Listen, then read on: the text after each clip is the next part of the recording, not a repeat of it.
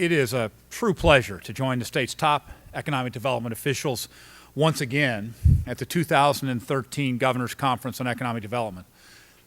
This is the 55th Governor's Conference on Economic Development, an event during which we pause and acknowledge Missouri's economic success stories from the past year and look ahead to the challenges and opportunities before us.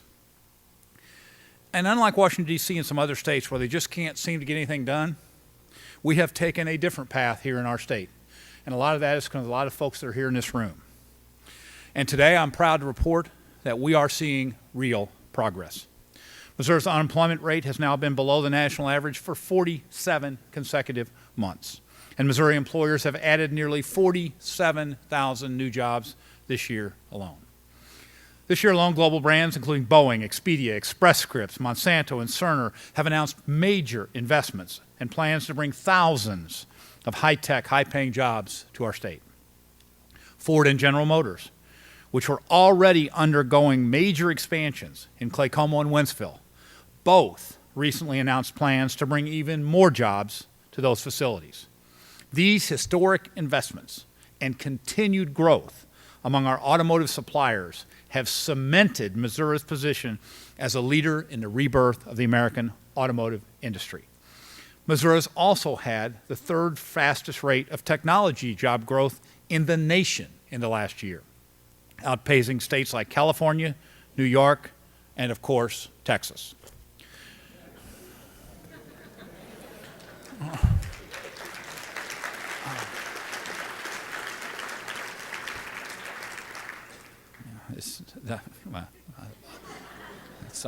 I don't have to be that careful, but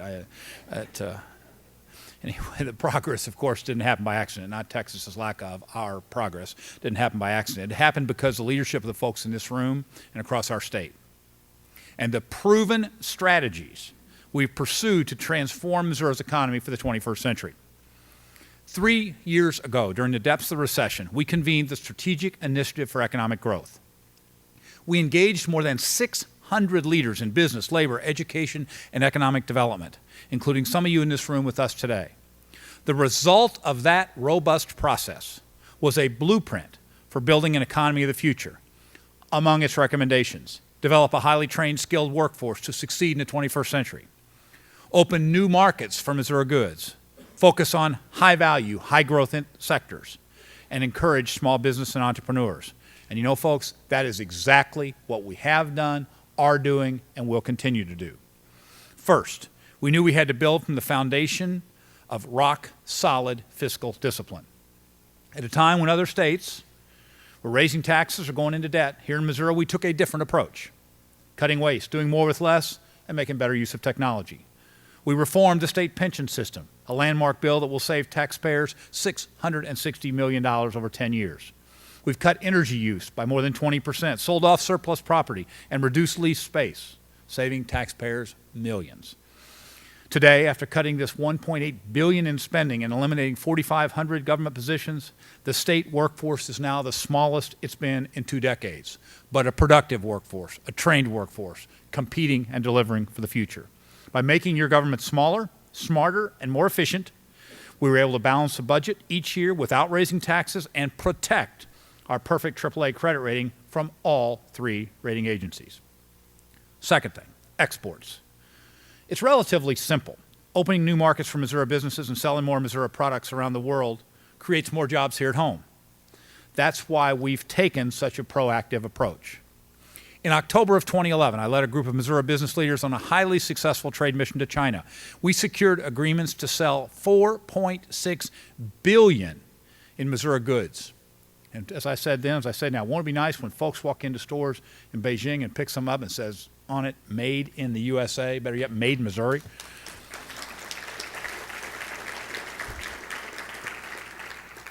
In April of 2012, we went to Brazil and signed our first ever trade agreement with the state of Sao Paulo. This past March, I led a trade mission to Korea and Taiwan where we closed deals to sell $1.9 billion in Missouri-made goods to these important markets. Also, as a personal note, I'd like to say we had an unbelievably emotional session at the Korean War Memorial there in Seoul and for many of those that served during that forgotten war, it was very poignant to us how direct and appropriate action by a Missourian, Harry Truman, led to that nation being where it is today. And to see 60 years of growth of that economy since that Missourian made that difficult choice and we in America stood that up is incredibly impressive. And in June, I took several Missouri businesses to Europe to strengthen ties with some of our oldest and most important trading partners. While we were there, carrying on the same theme, we went to Normandy. And in one of the most moving things that I've had as governor, we were there on a misty day with thousands of crosses, looking down Normandy Beach and then up into the cemetery.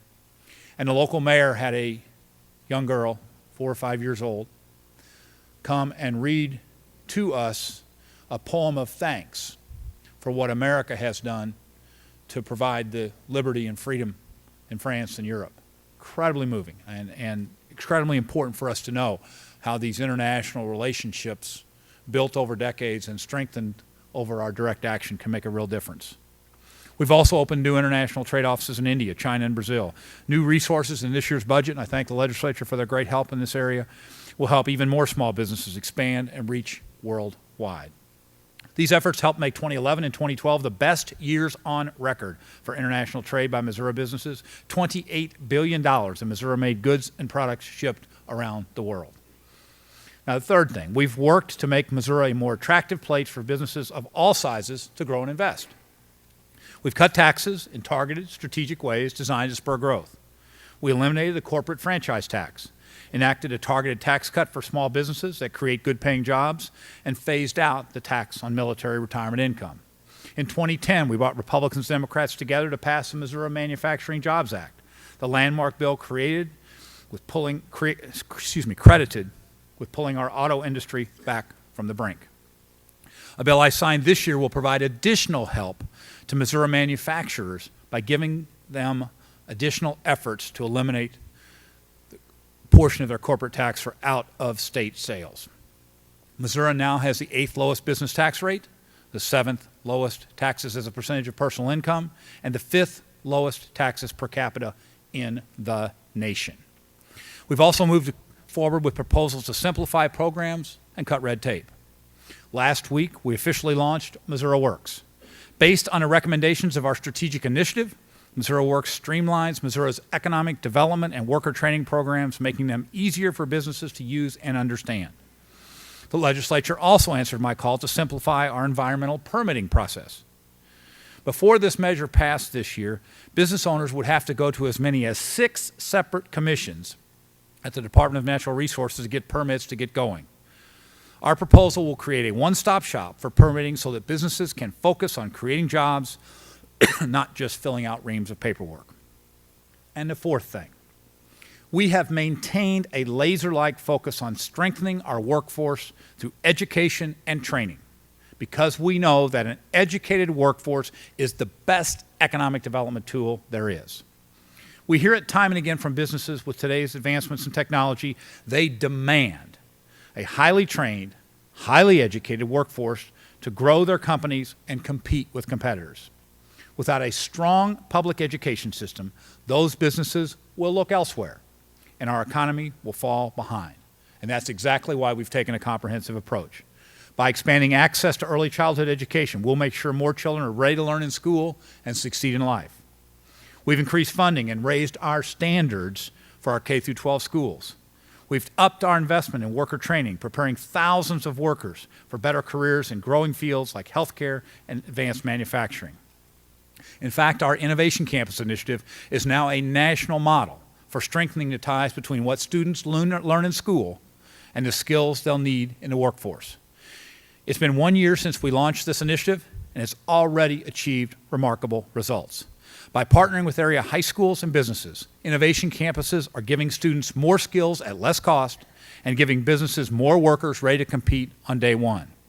We're fortunate today to be joined by the University of Central Missouri President Chuck Ambrose, an outstanding leader whose concept and leadership has helped develop this innovative concept and then, much more importantly, put it in practice. Now, finally, fifth, I guess, we continue to promote the outdoors. Those of you that deal with me know that you have to near the end of every speech, we talk about stuff outside. Okay, I just want to continue to stress this. I see Dr. Ambrose here, who passed me. He and his wife passed me on the Katy Trail this weekend. We are a state. From an economic perspective, the outdoor side of our state is a key generator for us and presents us great opportunities for the future. Only state in the country with a dedicated sales tax for parks, dedicated sales tax for soil and water, dedicated sales tax for conservation. A rich outdoor conservation ethic, and a state park system that is now in the final four to be potentially named the outstanding state park system in the country. Also this year we were named Outstanding Trail State, meaning we're the best place to bike and hike. Because of that, once that was done, to highlight that, the First Lady and I established the Governor's 100-Mile Challenge. And we now have almost 7,000 folks that have completed almost 600,000 miles just this summer on our trails. So I continue to challenge everybody else to get to that, to join up our 100 Missouri miles, get out there, hike, bike, walk. I mean, we got to get 100 miles. You can fall 100 miles, whatever. But we're trying to really highlight this. We think it's an excellent way with our outstanding park system to continue to attract more folks here. You see this outdoor economy becoming rarer and rarer east of us in this country, and making sure Missouri is a good place to hunt, fish, bike, hike, and be outdoors is extremely, extremely important. Now, all of these efforts have helped make our state the most business-friendly and competitive in the nation. Earlier this year, Missouri was again ranked as one of the top 10 states for businesses for the fourth year in a row. And Missouri now has not one, but two, but three cities ranked among the best places in the nation for young entrepreneurs. You see it every day in your communities. Businesses are hiring, local economies are starting to grow, and folks all across our state are getting back to work. Right now, it is vital that we continue to build on this momentum. And that means avoiding risky experiments that would throw us off course. So I want to take just a minute to talk about one of those experiments, which is House Bill 253. As I said as governor, I've signed no less than 4 tax cuts into law. Tax cuts that were affordable, tax cuts that were targeted to job creation, tax cuts that protected our ability to invest in education. Riddled with errors and unintended consequences, House Bill 253 fails to meet any of these standards. I want to take just a moment to go through why it is so important that the General Assembly sustain my veto of this ill-conceived legislation when they return to the Capitol next week. First, House Bill 253 would raise taxes on prescription drugs and college textbooks. Increasing the cost of things like blood pressure medication, asthma inhalers, and chemistry textbooks is not the way to grow our economy. Second, this bill will devastate funding for education and basic public services that support our economy and our way of life. With an annual price tag of more than $800 million, House Bill 253 is the equivalent of closing every one of our prisons, cutting all funding for our public colleges and universities, or eliminating the entire Department of Mental Health. Okay? As governor, I've tried to operate government like a business, cutting fat and combing through the budget line by line. That is why I know that House Bill 253 simply cannot be implemented without undermining our ability to support public education now and in the future. I have traveled this state and had open public sessions all across the state and a good and continuing discussion. Members of the General Assembly can either support House Bill 253 or they can support education, but they cannot do both. Now, third, House Bill 253 would damage our fiscal foundation. The bill's costs are staggering, its provisions so flawed that all 3 major independent rating agencies, Standard & Poor's, Fitch's, and Moody's, warned that an override of my veto could jeopardize Missouri's long-standing AAA credit rating, a rating we've maintained through 6 gubernatorial administrations, through economic booms and busts, and even through the recent financial crisis and global recession. Folks, Missouri is a low-tax state, fiscally prudent, AAA-rated state, and we're going to keep it that way. That is why all across our state, a growing coalition of educators and business leaders, including the Springfield Chamber of Commerce, the Columbia Chamber of Commerce, the Civic Council here in Kansas City, is standing up in opposition to this dangerous experiment. Many lawmakers who initially voted in favor of this bill are joining them. Together, we will make sure Missouri is always where we raise our goals higher and help our students dream bigger. a place where we educate and train our workforce to innovate and invent, and where businesses can invest with confidence. You know, time after time, folks have told me how much they appreciate the predictability of investments in the Show Me State. And monkeying with that predictability, messing around with that, at this point, when we're beginning to see the kind of economic growth that we knew if we stuck with our plan we'd get, I just do not think is the right way to move forward. It is a place where we can educate and train our workforce even better than we're doing now, where established companies can grow and startups can thrive, a place where we protect the shared priorities that make our state a great place to live, work, and raise a family. Moving forward, we will continue to work to find common ground for the common good, to put aside the small partisan differences that may divide us and tackle the big challenges together. Good jobs for Missourians, quality schools for our kids, and a competitive and predictable climate for businesses to grow and invest. So before we get to the awards part, let me conclude here very quickly by saying, as I look out in this room, I see folks that it's good to see you all together, but much more importantly than that, it is great to see you in your communities. Missouri is a very rich and diverse state, that our strength comes from our willingness and ability to work together to move our state forward in a predictably aggressive manner, focused on making sure we have a workforce and an environment that is great for our state. I am confident that we are heading in that direction in a strong way, and that all of these external indicators show that that's the path we should stay on.